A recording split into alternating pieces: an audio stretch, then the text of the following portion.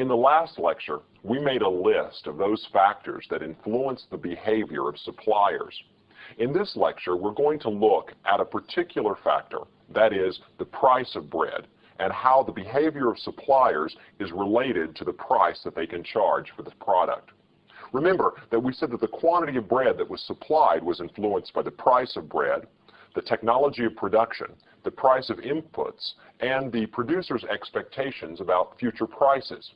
What we'll do now is look at the relationship between the quantity of bread supplied and the price of bread, holding constant all of these other factors.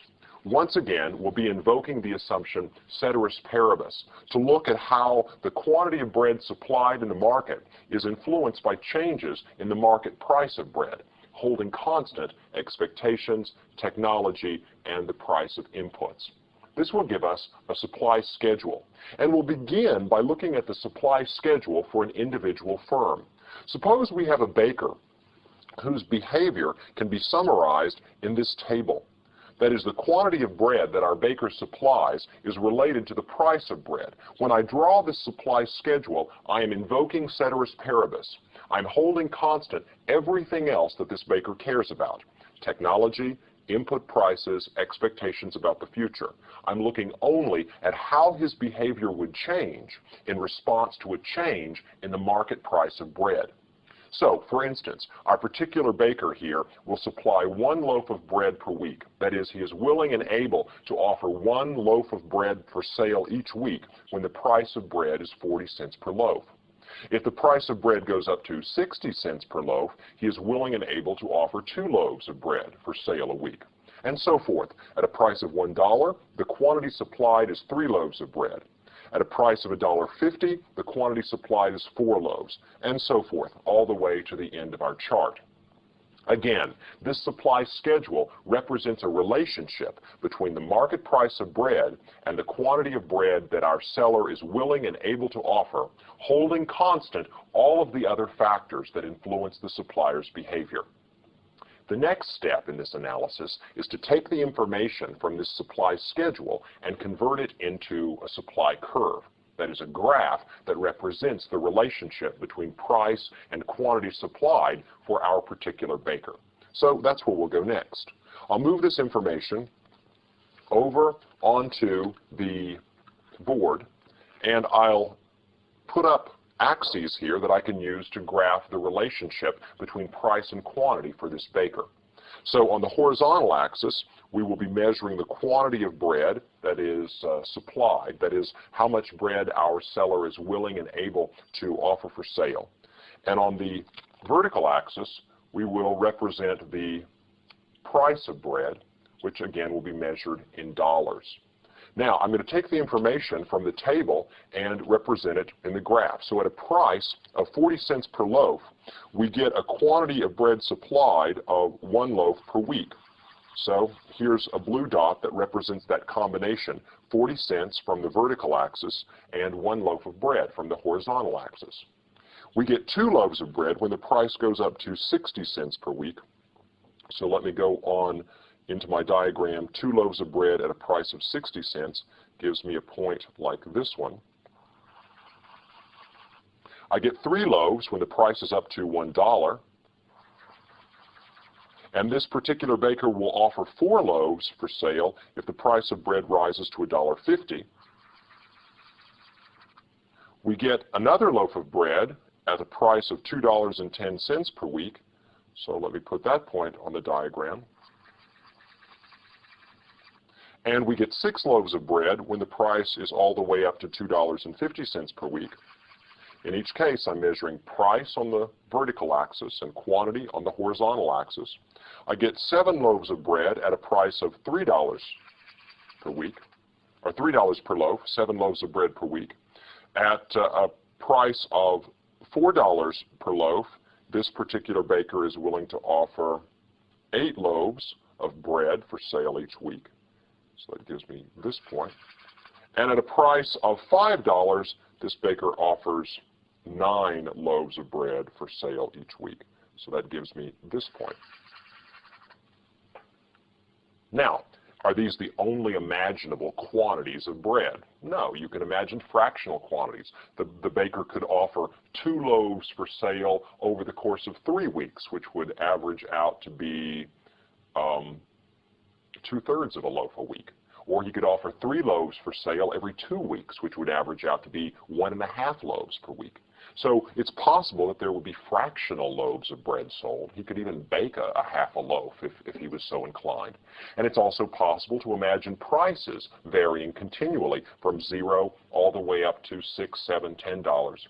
So the continuous variation of prices and the continuous divisibility of quantities of bread allows us to connect these dots and make a smooth supply curve representing this baker's behavior. So let me connect the dots.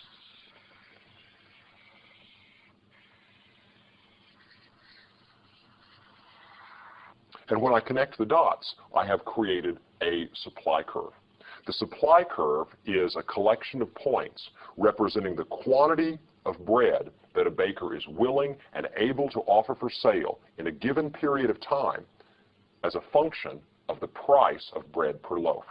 So it's a relationship between price and quantity supplied for this particular baker. I'm going to label this curve with an S to indicate that it's the supply curve. Now, there is something you need to notice immediately about the supply curve, and that is that the supply curve slopes upwards. This is a representation of what economists call the law of supply. The law of supply is a regularity that we notice in the economy. That is, as the price of a good or service increases, the quantity that is offered for sale generally increases.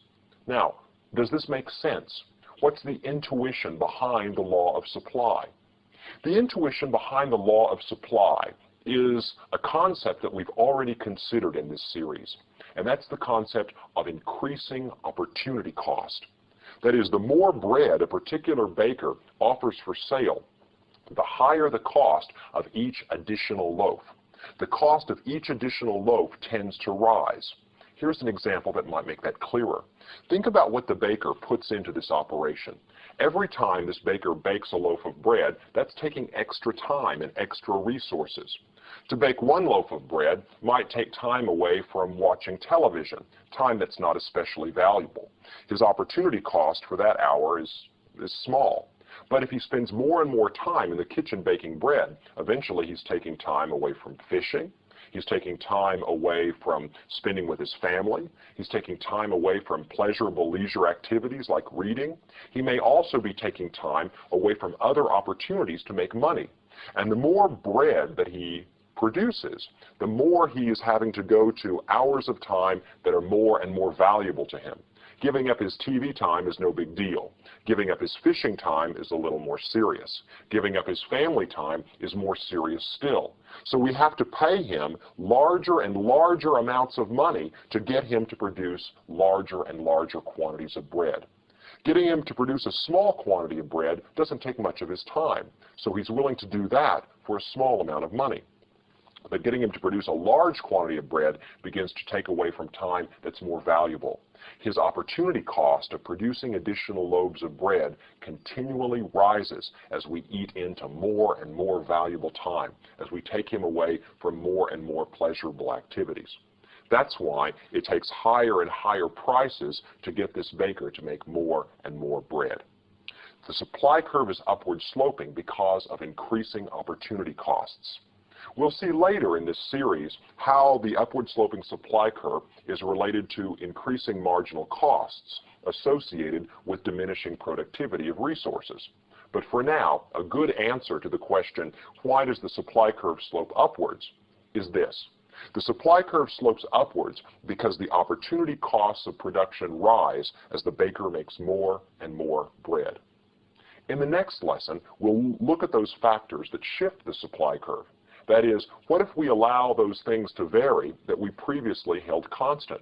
What if we relax the assumption of ceteris paribus and allow the price of inputs to change or technology to improve? How would that influence the relationship between the price of bread and the quantity that our baker is willing and able to offer for sale?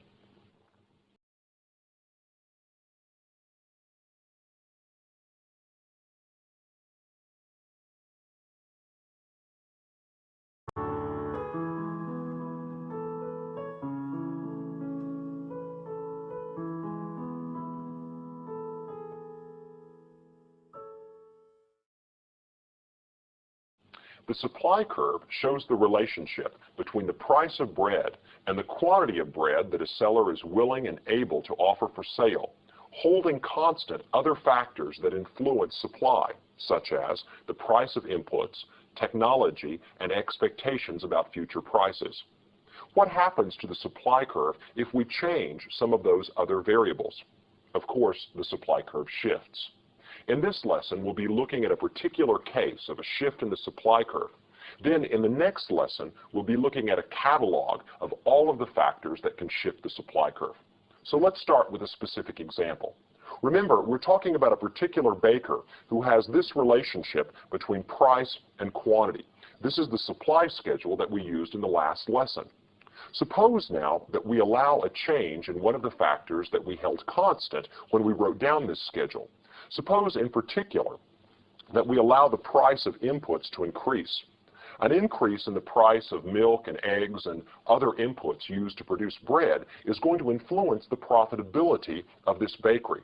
In particular, with higher input prices, it's going to be less profitable to make bread, and the response of the baker will be to scale back his operation.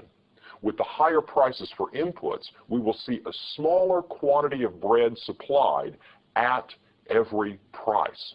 So we can put these numbers in the table to represent the quantity supplied after the change in input prices.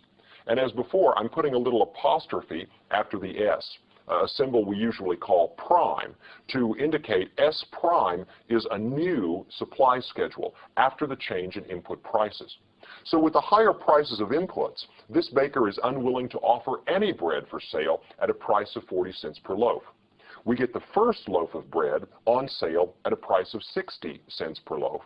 2 loaves offered at $1 per loaf, 3 loaves at $1.50 per loaf, 3.5 loaves per week sold at a price of $2.10 per loaf, and so forth.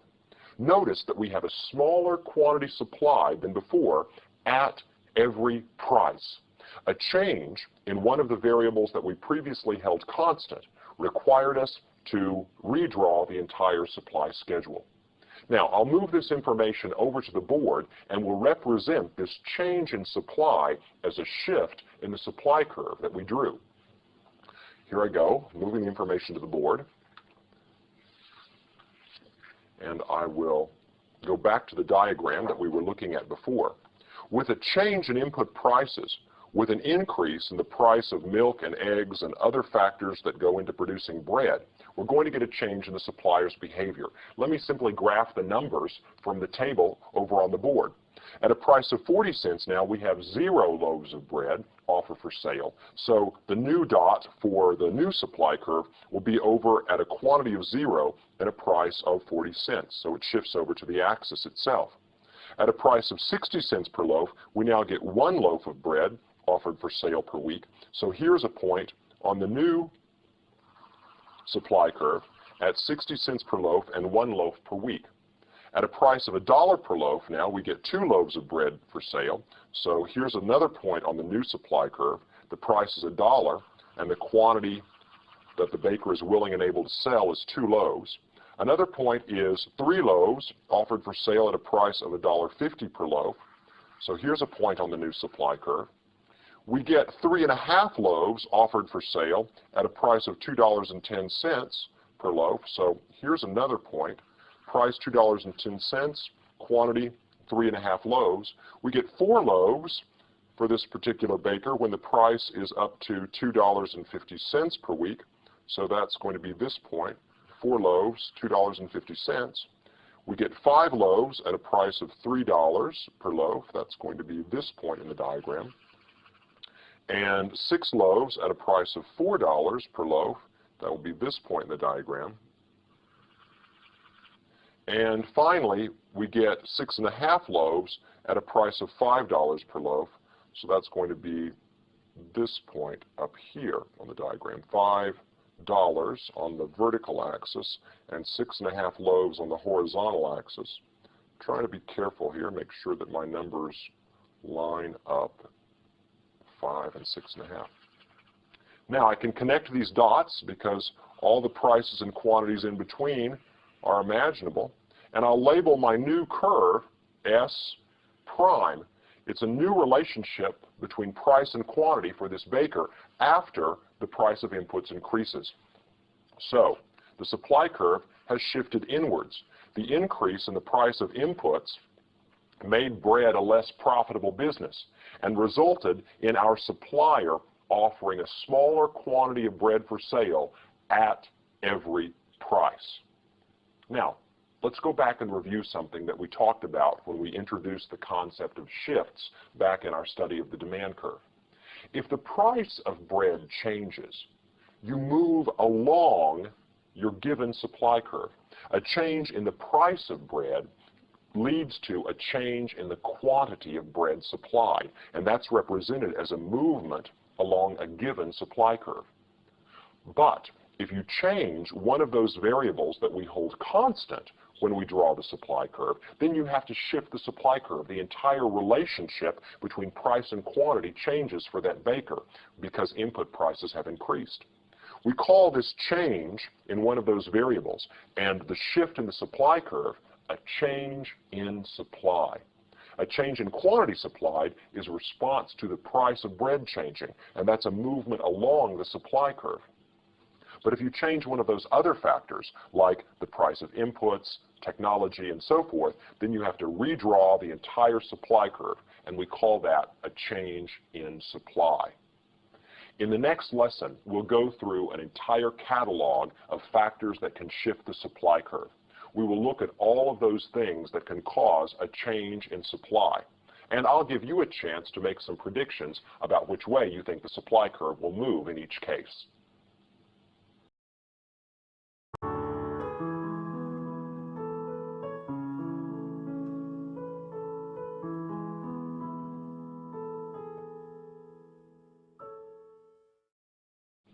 In this lesson, we will show how the determinants of supply show up in the supply curve diagram. Let's start with a list of the factors that influence the amount of bread that the baker will offer for sale. They include expectations about future prices, technology, the price of inputs, and finally the price of bread itself.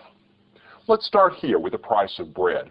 How does a change in the price of bread show up in this diagram? The answer is, a change in the price of bread leads to a movement along the supply curve, a change in the quantity supplied.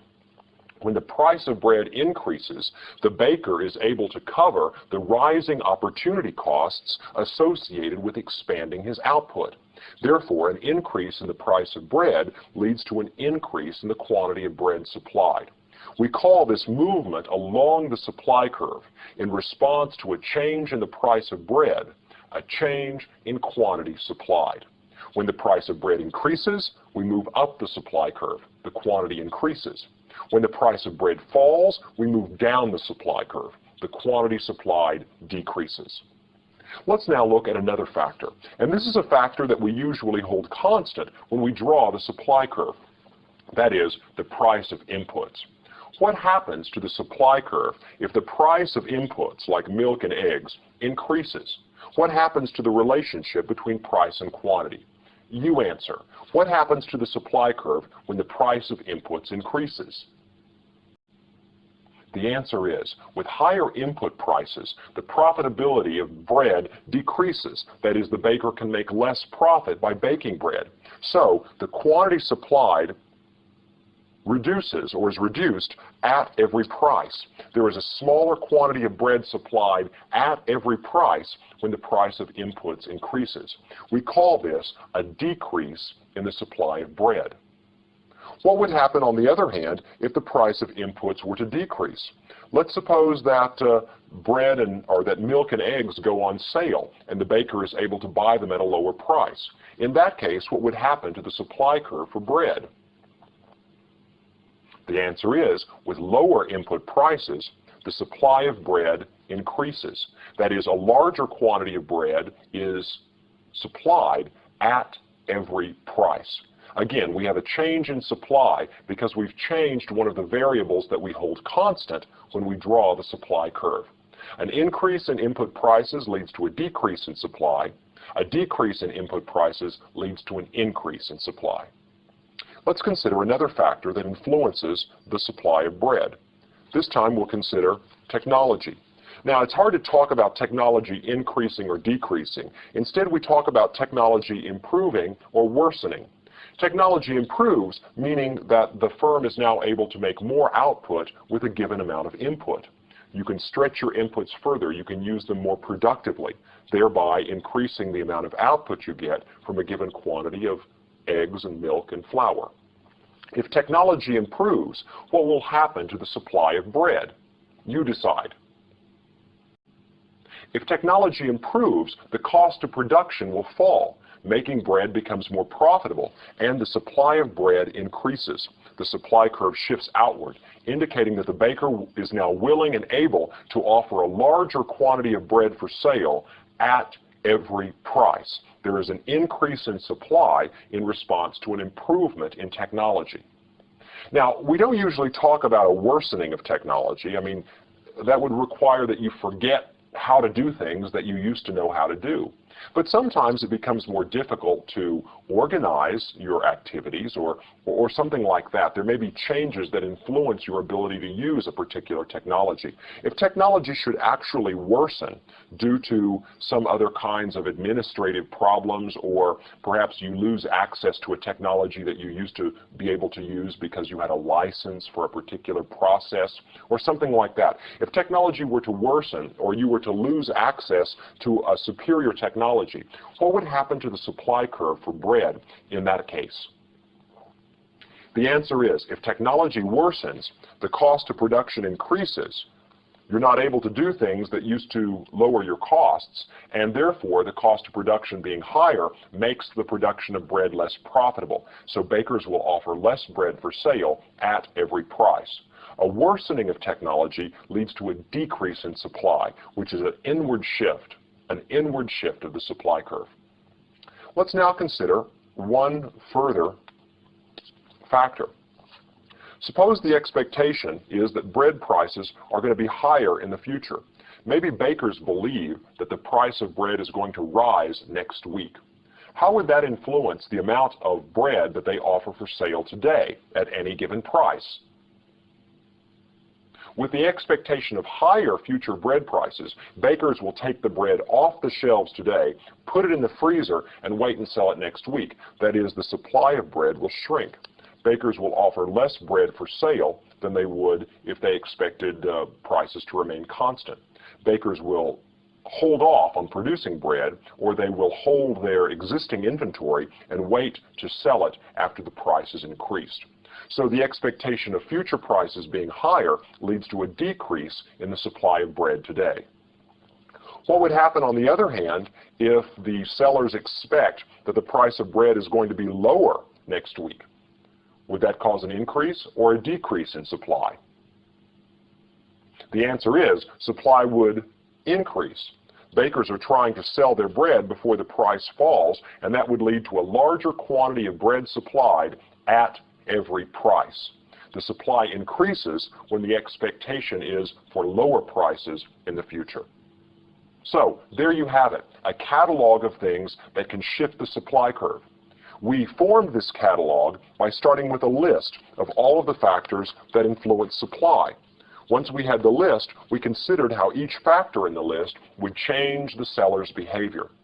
We showed, first of all, that a change in price causes a movement along the supply curve, a change in quantity supplied. Remember the rule, you never shift a curve when you're changing one of the variables that's on the axis. If you're changing price and quantity, you're moving along the curve. However, if we change some of the other factors that are held constant when we draw the curve, we have to redraw the curve or shift it. In the case of input prices, higher input prices reduce the profits of the baker and lead to a decrease in supply. Lower input prices increase the profitability of making bread and lead to a higher quantity supplied at every price. Another factor that influences supply is technology. If technology improves, the cost of production will be lower. You can get more output from a given amount of inputs. That's going to lead to a larger quantity supplied at every price. We call that an increase in supply. If technology worsens, the supply curve shifts inwards. That is, firms will supply less bread at every price, a decrease in supply. Finally, expectations of higher future prices lead to withholding bread today, a reduction in supply. And expectations of lower future bread prices lead to a big increase in supply today as sellers try to sell their bread before the price falls. So there you have it. Any of the factors that change the behavior of sellers are going to be reflected either as a movement along the supply curve or a shift in the supply curve. If it's a change in price, we move along the curve, a change in quantity supplied. If it's a change in any of the other factors that we usually hold constant, we reflect that by a shift in the supply curve, and we call that a change in supply. Now we'll look at how we move from the individual firm's supply curve to the supply curve for the whole market.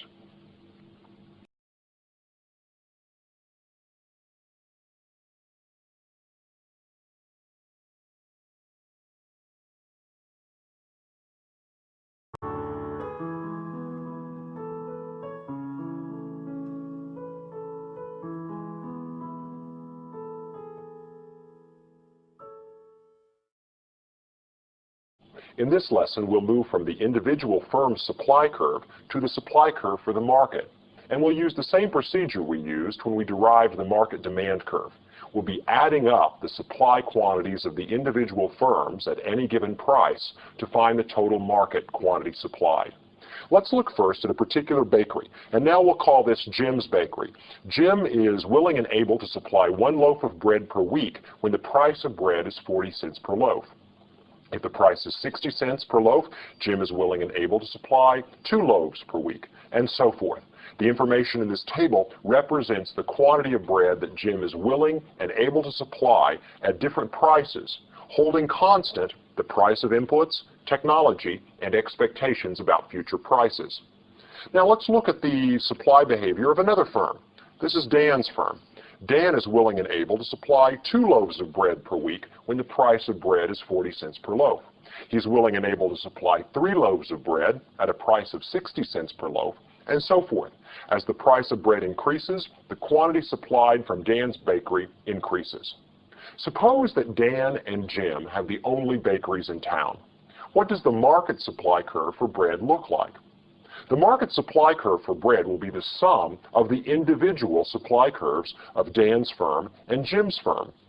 At any given price, to find the market quantity supplied, simply add the quantity supplied by Dan's firm to the quantity supplied by Jim's firm. For instance, at a price of $1.50 per loaf, Dan's firm supplies 5 loaves of bread per week. Jim's firm supplies 4 loaves of bread. The market quantity supplied in that case will be 5 plus 4, or 9 loaves of bread each week. You can do the same for any given price. Find the quantity that Dan's firm is willing and able to sell. Add it to the quantity that Jim's firm is willing and able to sell at the same price, and that gives you the market quantity supplied. Now, we can put Dan and Jim's information together and wind up with the market supply schedule for bread. At any given price, this table tells you the quantity supplied by Dan plus Jim's bakery. The next step in this lecture is to move this information over to the board and represent it in diagrams. Here is the supply curve for Dan's firm. I took the numbers from Dan's table and I put dots in this diagram to represent the price-quantity combinations that describe the relationship for Dan's bakery. At a price of 40 cents per loaf, we get 2 loaves a week from Dan. At a price of 60 cents per loaf, we get 3 loaves, and so forth. Now, we know that these are not the only possible price-quantity combinations. Price and quantity can both vary continuously. So I can connect the dots and get Dan's supply curve for bread. I'll call that S sub D. The same thing with Jim's information. I'll move it from the table into the diagram by plotting the combinations of price and quantity that describe the behavior of Jim's bakery. And if I connect the dots, I get Jim's supply curve for bread. If I want the market supply curve, I have to add together these two individual supply curves. And just like I did before, I'll be using horizontal summation.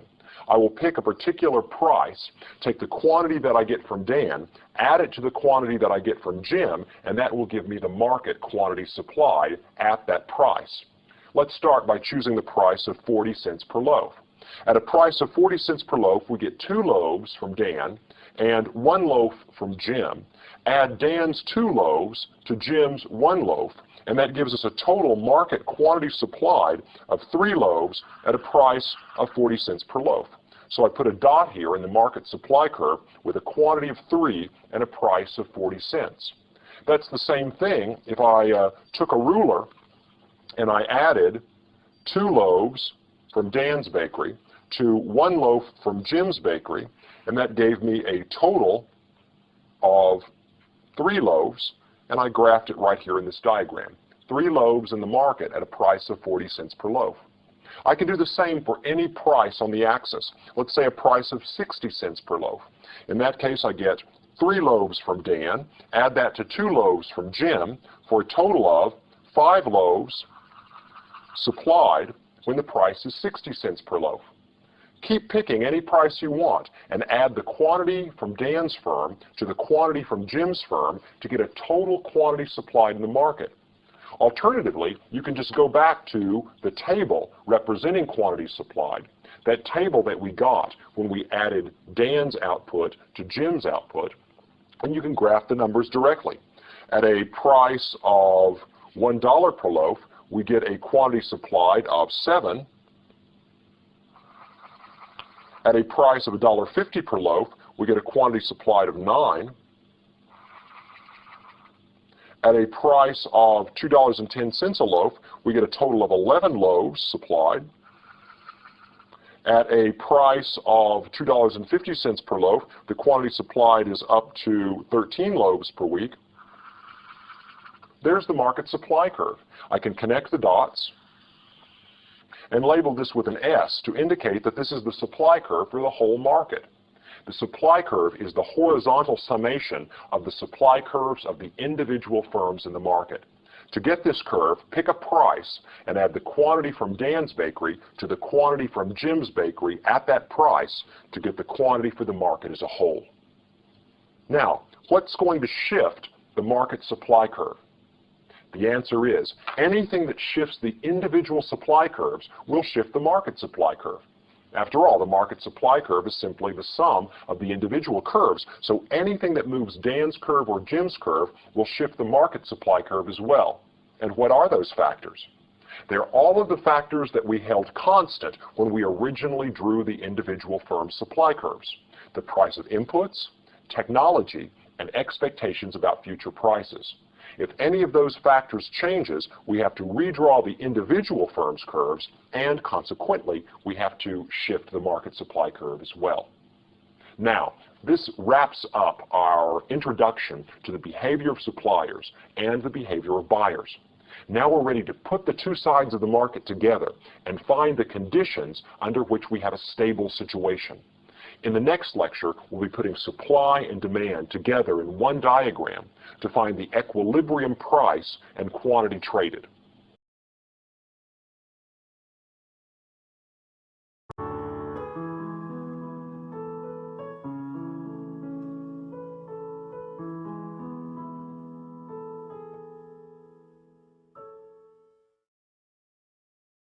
What happens to the price of a good or service when something changes in the market? Can you predict how a change in the environment will influence the price of a good and the quantity traded? Well, you can using the tool that we developed in the last lecture. Here's what a competitive equilibrium looks like. The competitive equilibrium is the price and quantity where supply and demand are equal. That is, it's the price at which the quantity demanded on the red curve is equal to the quantity supplied on the blue curve. Now, anytime we change anything that is held constant when we draw this picture, we have to redraw the picture.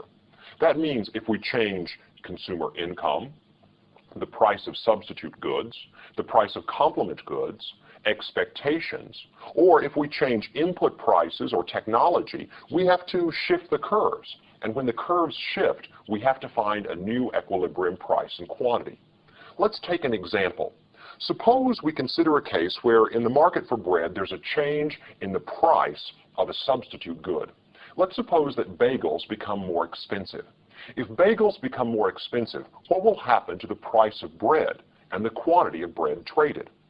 Well, there is a series of steps that you should go through to answer a question like this. And this series of steps will help you anytime you try to solve one of these problems. The first step is identify which side of the market is affected. If the price of bagels goes up, who cares, buyers or sellers? The answer is buyers care because bagels are a substitute for bread for consumers. That's the first thing you need to resolve. Who cares, buyers or sellers? Because that tells you which curve you're going to be shifting. The second question, how will the change affect the curve? So if the price of a substitute good increases, we know we're going to be dealing with the demand curve, but will it shift in or will it shift out? The answer in this case is the curve shifts outwards. When the price of a substitute good increases, the demand for bread increases as well. That is, customers are going to want to buy more bread at every price. So the demand curve for bread shifts outwards. The third question you want to answer is, what happens to the equilibrium? That is, after you shift the curve, which direction will the bidding mechanism take the price of the good? Will it take it up or will it take it down? Let's look at this example carefully. If the price of a substitute good increases, we know that the demand for bread is going to increase. So the demand curve is going to shift outwards in this direction. And we'll have a new demand curve, which we could label D prime. Here it is. And this is the demand curve after the change in the price of bagels. Next thing you want to notice is, at the original price for bread, say $2.10 per loaf, the quantity of bread demanded is now larger than the quantity supplied. The quantity supplied hasn't changed because at a price of $2.10, we would still be at this particular point on the blue curve, still with, say, 5 loaves of bread supplied each week. However, with the increase in the price of bagels, the quantity demanded has increased to a new point over here on this new red curve. The old red curve doesn't apply anymore because of a change in the environment. With an increase in the price of the substitute good, the quantity demanded is now over here on this new red curve, even though the supply is still over here on the old blue curve. We've now got a gap between quantity demanded and quantity supplied at the original price of $2.10. Well, you know what's going to happen next. We have an excess demand for bread, and that's going to cause the bidding mechanism to kick in. The price of bread is going to be bid up. And as the price of bread is bid up, some buyers will leave the market and new sellers will enter the market. As the quantity demanded shrinks with the rising price and the quantity supplied increases, we will approach a new competitive equilibrium. We will approach a new equilibrium with a higher price and a larger quantity of bread traded. Let me go ahead and draw this curve in and show you this adjustment process very carefully. We have a new demand curve. The new demand curve results from the increase in the price of a substitute good. With consumers wanting to buy a larger quantity of bread at every price, the demand curve is now shifted out here. Well, that gives us a problem because at the original price, the quantity supplied, the point on the blue curve, is now less than the quantity demanded over here on the new red curve. So the distance between these 2 points is an excess demand at the original price. That causes the bidding mechanism to kick in. And as the price rises, buyers begin to buy less bread than they were buying before. We have a movement along our new demand curve. We have a decrease in quantity demanded as the price is bid up. Over here on the supply curve, the rising price leads new suppliers to enter the market, or existing suppliers to increase the quantity they supply. As the price rises, suppliers can cover rising opportunity costs associated with providing more bread to the market. Eventually, we reach this point at which the quantity demanded and quantity supplied are equal with the new demand curve and the original supply curve. This new price and new quantity are our new competitive equilibrium. So if I draw a dashed line over to the price axis, I could call this P star prime, the new higher price. And if I draw a dashed line down to the quantity axis, I could label this Q star prime, an increase in the quantity traded. So the market for bread has gotten a little bit bigger because bagels, a substitute, are now less attractive. More consumers buying more bread at every price leads to an increase in the price of bread and an increase in the quantity of bread traded. We got rid of our excess demand through the bidding mechanism, which pushed up the price. And as buyers and sellers adjusted to the new higher price, the quantity traded changed. This is just one example of how a change in the environment will shift one of the curves and create a new competitive equilibrium. In the next lesson, we'll look at a whole catalog of factors that can shift the demand curve or shift the supply curve, thereby changing the competitive equilibrium price and quantity traded.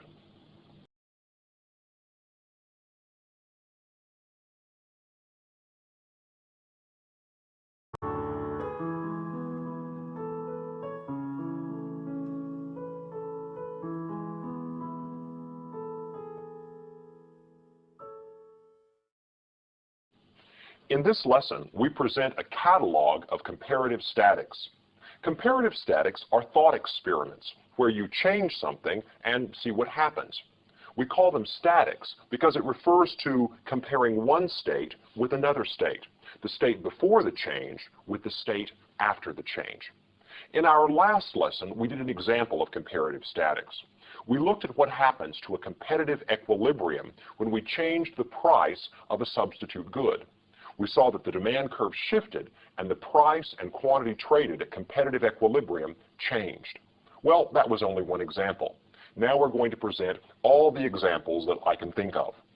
The thing to remember is there are a limited number of comparative statics that you can do in a supply and demand diagram. That's because there are only two curves you can shift and only two directions to shift each curve. So a complete catalog of comparative statics would look like the following. We would have one case where the demand curve shifts outwards, one case where the demand curve shifts inwards, one case where the supply curve shifts outwards, and one case where the supply curve shifts inwards. Each of those cases is going to lead to a different combination in changes of price and quantity. And each of those cases will correspond to a different set of stories about the real world. So what I'll do in this lesson is go through each of those cases one at a time until I've done all four. Let's start with case number one, the case we considered in the last lesson. Here's the case where the demand curve shifts outwards. If the demand curve shifts outwards, then if you hold the price steady at the original level, you will have an excess demand. The new quantity demanded will be larger than the old quantity demanded. The quantity supplied will be the same as before at that original price, and you've got excess demand or shortage. The bidding mechanism will push up the price of the good. Some buyers will drop out, and some new sellers will enter the market. The end result when the demand curve shifts outwards is the equilibrium price rises, and the equilibrium quantity traded increases. Now, what are the stories that could cause that to happen? The first story would be an increase in the price of a substitute good. When the price of a substitute good increases, the demand for bread itself will increase as consumers consume bread instead of bagels. The second case that would shift outwards the demand curve would be a decrease in the price of a complementary good. If the price of cheese falls, people want more bread and cheese sandwiches, so the demand for bread increases, pushing up the price and increasing the quantity traded in equilibrium. The third case would be if there were a change in consumer income, and here we have two possibilities. If bread is a normal good, then an increase in income will lead to an increase in demand for bread, and the higher price and larger quantity in equilibrium. If bread is an inferior good, on the other hand, then a decrease in consumer income would cause the demand curve to shift outward. If this were beans instead of bread, and beans were an inferior good, then lower consumer income would lead people to buy more beans at every price. And that would lead to a new higher price in equilibrium and a larger quantity of beans traded. Another thing that would shift outward the demand curve would be expectations changing. If people expect the price of bread to be higher in the future, they're going to buy more bread today. And quite ironically, that would push up the price of bread. It becomes a self-fulfilling prophecy. If people are hoarding bread today for fear of higher prices in the future, their actions have the result of fulfilling the prophecy. The price of bread indeed rises. Finally, since this is the market demand curve for bread, an increase in the number of buyers in the market will shift the demand curve outwards. If the number of consumers grows in this market, or more people decide they like bread and enter the market for bread, that will push up the price and increase the quantity traded. So that's case one, an outward shift in the demand curve. And we looked at what happens and the stories that could lead to it. Let's consider now case number two. Case number two is the case of an inward shift in the demand curve. If the demand curve shifts inwards, then at the original price, we have now an excess supply of bread. With the demand curve shifting inward, consumers want less bread at every price. So at the old price, the quantity of bread demanded is less than the quantity of bread supplied, the point on the blue curve. This causes the bidding mechanism to kick in, sellers put their bread on sale, and the price of bread falls. As the price of bread falls, some buyers come back into the market for bread, and some sellers drop out of the market. The bidding mechanism comes to rest when the quantity demanded is equal to the quantity supplied at the new equilibrium price. The new equilibrium price will be lower. It had to fall to get rid of that excess supply. And the quantity of bread traded will shrink. Since people want less bread now, the quantity of bread actually traded in the market will be smaller. Let's look at the stories that could result in an inward shift in the demand curve. The first thing would be if the price of substitute goods falls. If bagels become less expensive, then people will buy less bread and more bagels instead.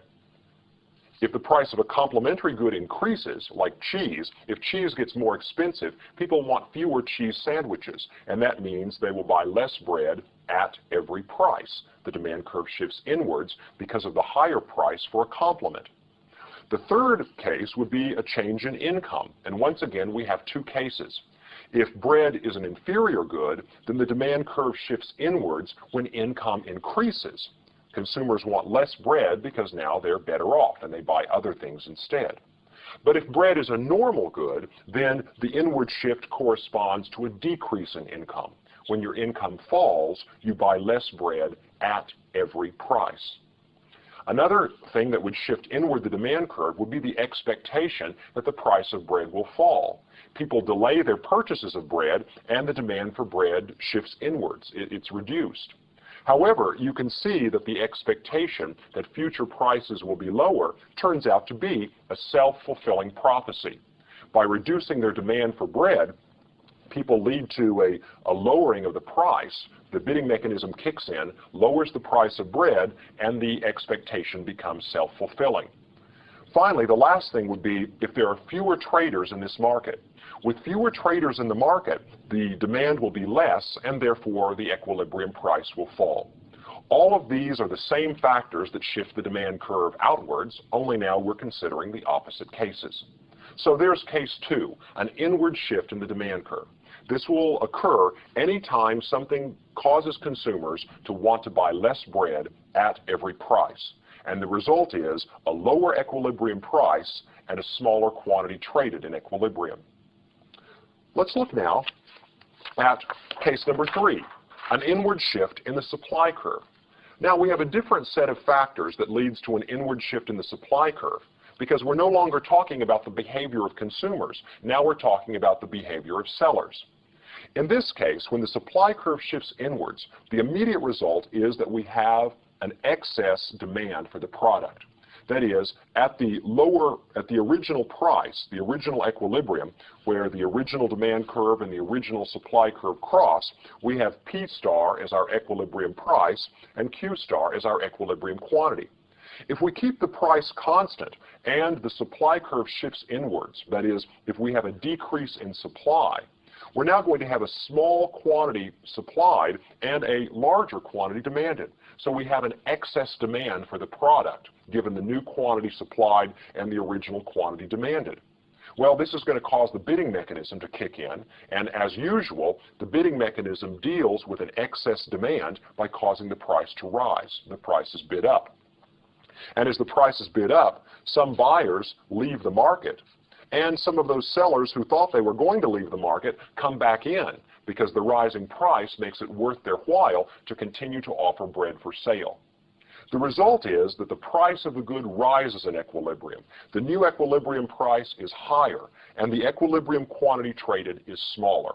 This will be the case anytime the supply curve shifts inwards, anytime there is a decrease in supply. Well, what are the factors that lead to a decrease in supply? The first would be an increase in the price of inputs.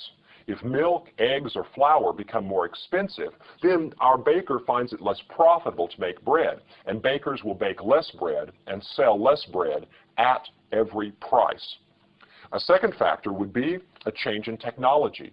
If technology worsens or our baker loses access to a low-cost technology, then the cost of production will increase.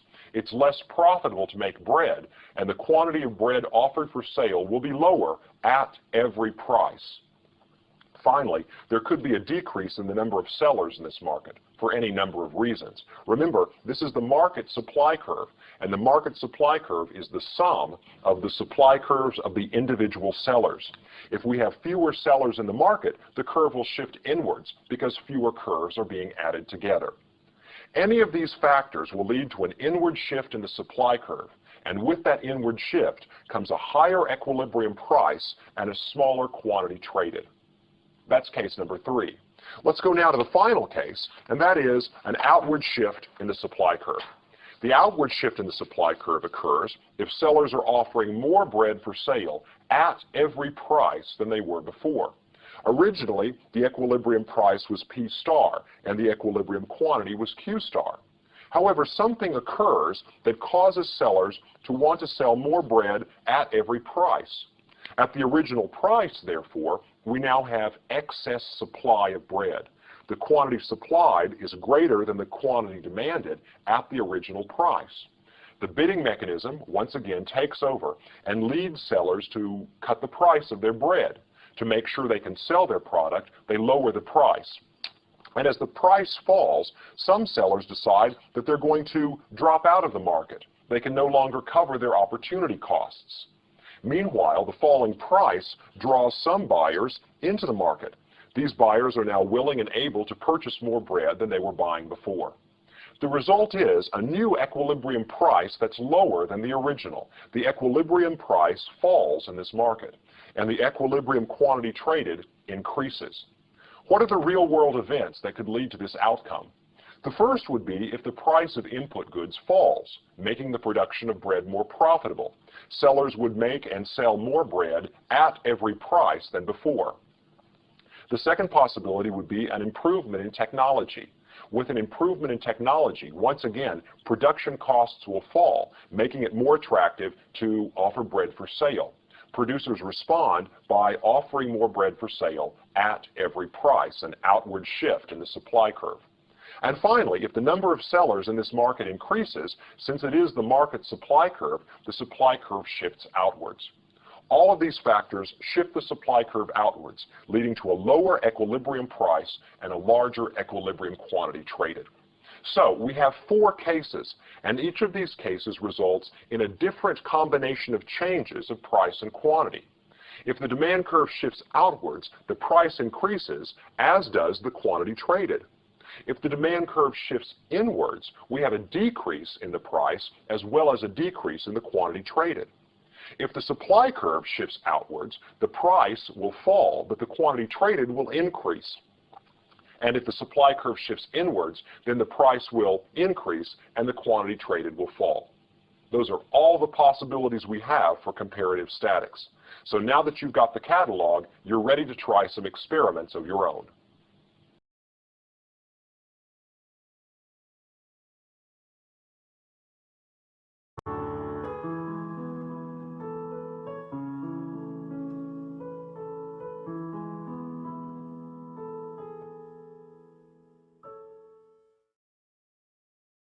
In this lecture, we put together our previous analysis about supply and demand to come up with a model of the market.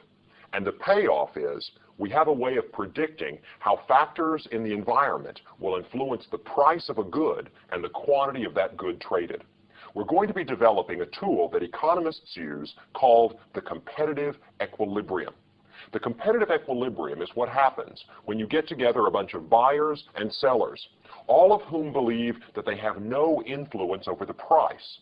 That is, all of the agents in our market are price takers. They accept the market price as given and do the best they can subject to that price as a constraint. So the buyers take the price as given and choose their quantity demanded. The sellers take the prices given and choose their quantity supplied. When the price is such that the quantity supplied is equal to the quantity demanded, we say that we have a competitive equilibrium. Now, first we should define the concept of equilibrium in economics. An equilibrium is a situation from which there is no tendency to change. And as we will see in our model of supply and demand, there is only one price at which there is no pressure for something to change. Let's go back to the analysis that we've developed earlier. The red dots in this diagram represent quantities demanded at different prices. This information comes from the table that's over on the board. At a price of $5, the quantity demanded is 1 loaf of bread per week. At a price of $4 per loaf, the quantity demanded is 2 loaves per week, and so forth, giving us this collection of red dots. We could connect these red dots and form the demand curve, but we're going to wait to do that for just a moment, because I think that leaving this in the form of dots will help me make my argument more clearly. The blue dots represent the supply curve. That is, at a price of 40 cents per loaf, we get 1 loaf of bread supplied per week. 2 loaves at 60 cents, 3 loaves at $1, and so forth. The blue dots represent the supply curve. Now, we've got these price-taking buyers and price-taking sellers. All of them are doing the best they can, subject to the price that they are given by the market.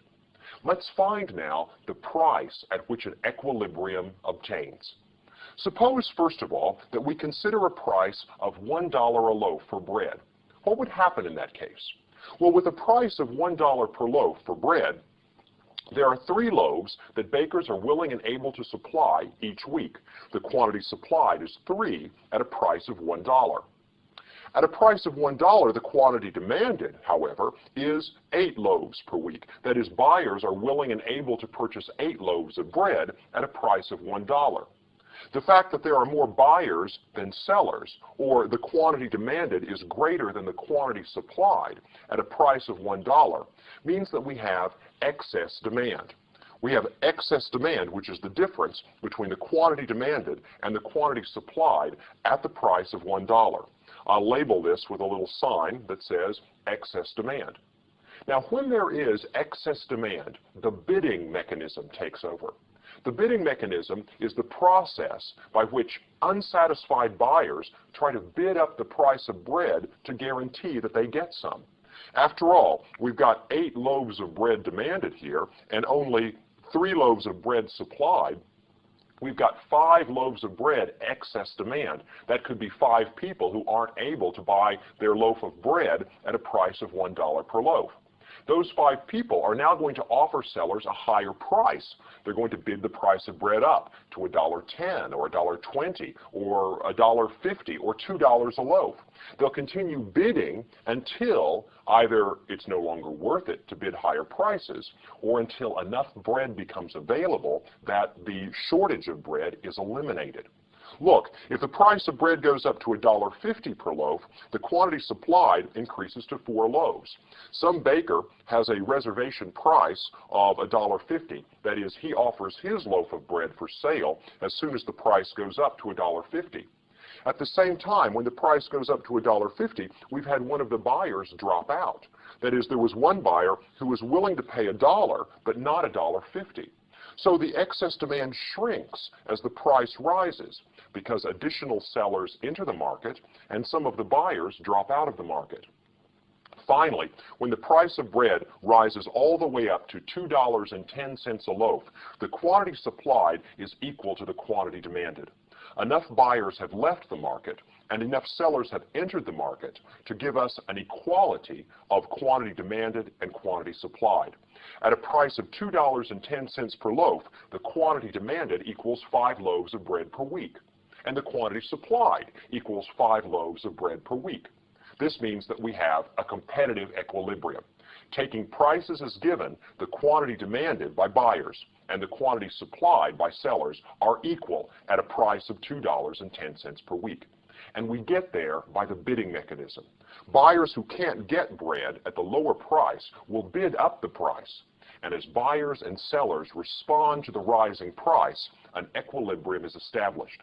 The excess demand is eliminated as the quantity demanded falls and the quantity supplied increases with the rising price.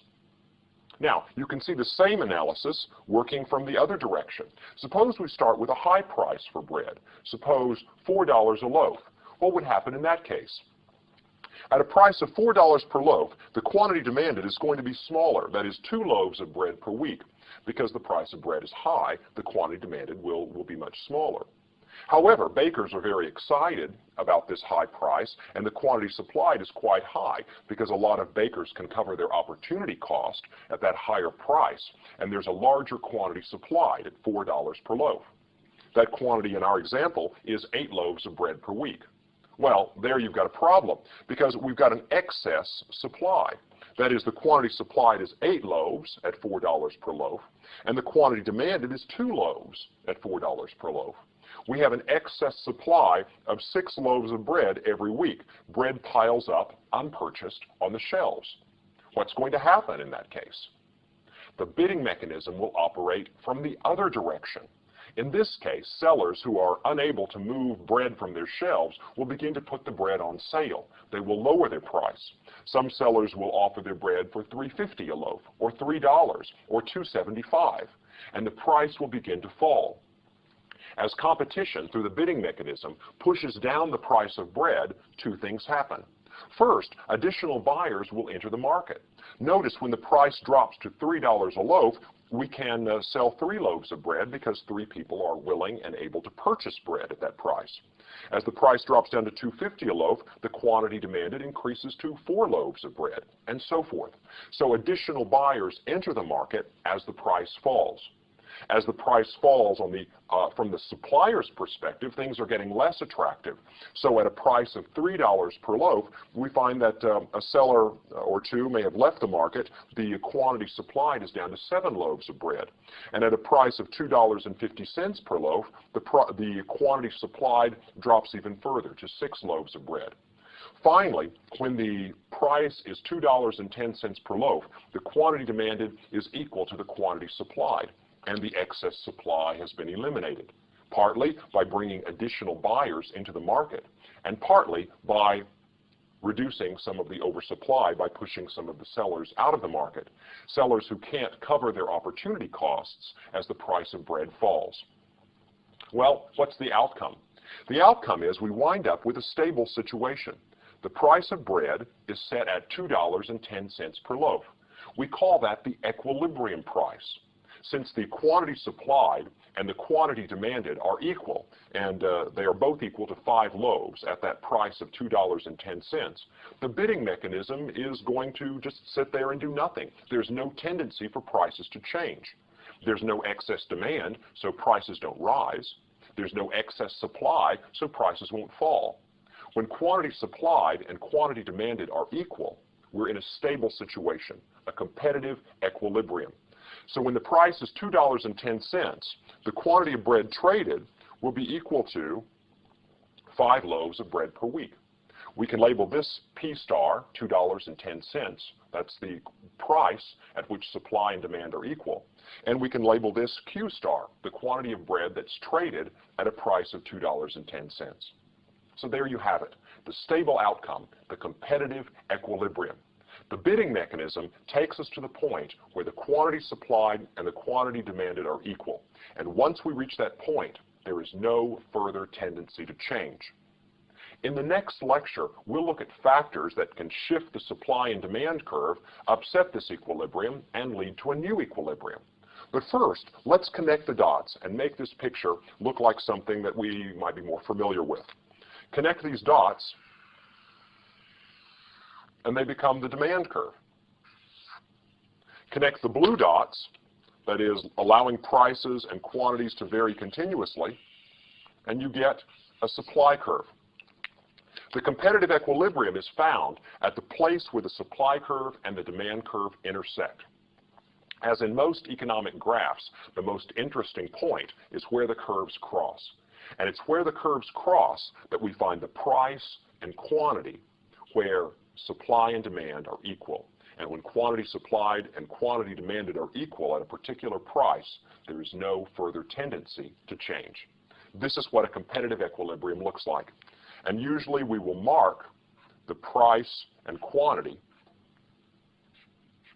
with lines down to the axis to show us the price and quantity at which the market has a stable outcome.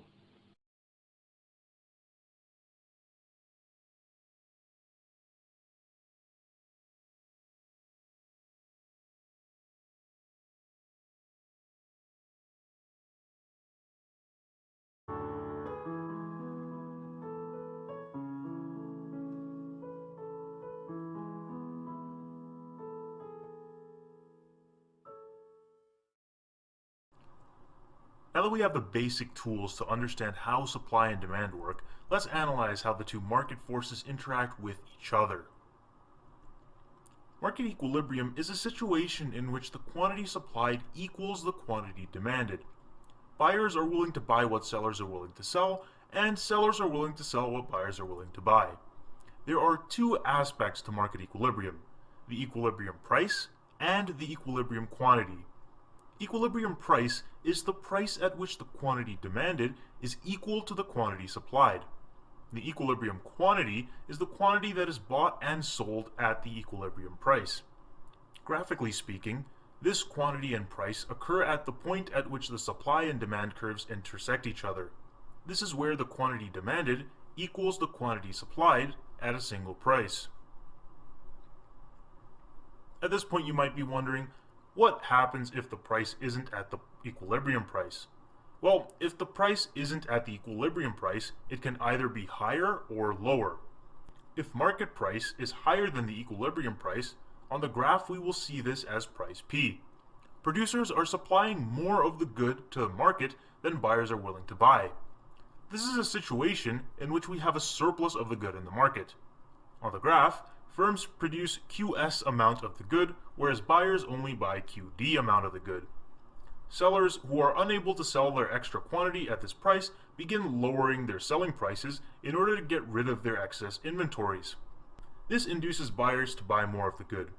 Eventually, prices will keep falling due to this mechanism until we reach equilibrium, where the amount that sellers are selling is equal to the amount that buyers are buying. On the graph, this corresponds to PE and QE, or the equilibrium price and equilibrium quantity. The second possibility, if market price is not equal to the equilibrium price, is that the price is lower than the equilibrium price, such as price P on the graph. In this situation, the quantity demanded exceeds the quantity supplied. On the graph, QD units are demanded and QS units are supplied. We have a shortage. What happens in this situation is that buyers begin to offer sellers more money for the good so that they can buy it. Sellers accept this higher price and in turn, because the price has risen, produce more. Buyers keep bidding up the price and sellers keep accepting these higher prices until we reach the equilibrium price, at which buyers and sellers are happy with the amount of the good that is being traded.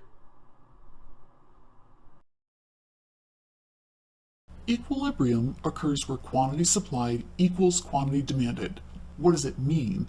Basically, your market price will be stable, that is, it won't tend to change when you reach the point at which willingness to buy coincides with willingness to sell in the market.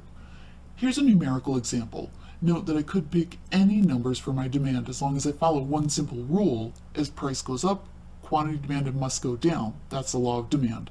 Similarly for supply, as price goes up, quantity supplied must go up as well to follow the law of supply. Without even looking at a diagram, where is equilibrium? Equilibrium occurs at a price of $3 where the quantity demanded equals the quantity supplied at 3 units. Please note that the fact that price and quantity are both 3 is just a coincidence. They will not always be the same. If I plot out these numbers, first the demand figures, then supply, I reach the same conclusion with the diagram. Equilibrium occurs at a price of $3 where the quantity supplied equals the quantity demanded at 3 units. Why is this the equilibrium? Because no other price would be stable. All other prices would have a tendency to change. At $1, for instance, the buyers are happy. They'd love to buy 5 units, but the sellers are unhappy. They're only willing to provide 1 unit to the market. A situation like this, where the quantity demanded is greater than the quantity supplied, is referred to as a shortage and will result in upward pressure on price. Why? Well, those buyers all want to purchase, but there's only 1 unit available, so the buyers start to compete to get the 1 available unit by offering more money. Price goes up, and consequently, quantity demanded drops and quantity supply rises until we get to equilibrium. What about a higher price, like $5? At $5, sellers are happy providing 5 units, but buyers are unhappy. They only want 1 unit. When the quantity demanded is less than the quantity supplied, we have a surplus and price will drop. Okay, let's go back to the housing market example. Price P1 is the stable market equilibrium price for this market. What if it's not the price? Well, start by taking a look at the Phoenix housing market in 2005 as an example. At that time, the price was below the equilibrium price. What happens at price 2005? There are lots of buyers at this price, the quantity demanded, not so many sellers, quantity supplied. This was characterized by homes being snatched up off the market, often sight unseen, often within hours of being listed, sometimes as the for sale sign was going up. New home developments were holding lotteries to determine which buyers would be allowed to purchase. Shortages result in increasing market prices, leading to an increase in the quantity supplied and a decrease in the quantity demanded. When will the prices stop rising? When there's no more pressure, no more shortage. In short, the market stabilizes at P1. Now, fast forward 3 years to observe the Phoenix housing market in 2008. In 2008, prices were greater than the market equilibrium prices. What happens at P 2008? There are lots of sellers, quantity supplied, not so many buyers, quantity demanded.